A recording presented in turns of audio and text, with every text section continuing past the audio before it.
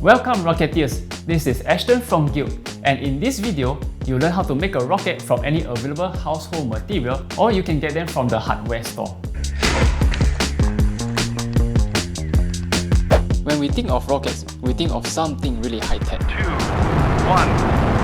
booster ignition, and the final liftoff of Discovery. But do you know that early rocket propulsion devices uses steam as fuel? Who knew rockets can be so simple? Today, I will be demonstrating the steps to make a water rocket.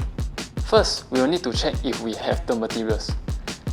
You will need 2 plastic water bottles of similar size, some cardboard, marker, either masking tape or duct tape, glue, either penknife or scissors, and twine or thin ropes of at least 1 meter length.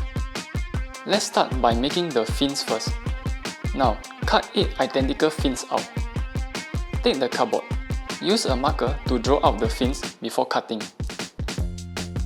It's easier if you have a pair of sharp arts and crafts scissors for the younger kids.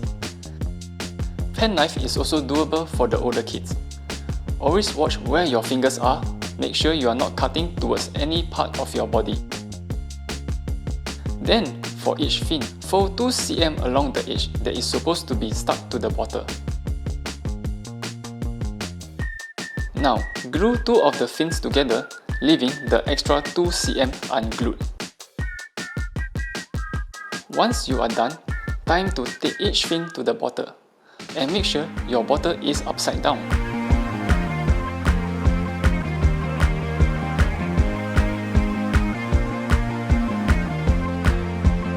Cut the other bottle along the middle. Always watch your fingers.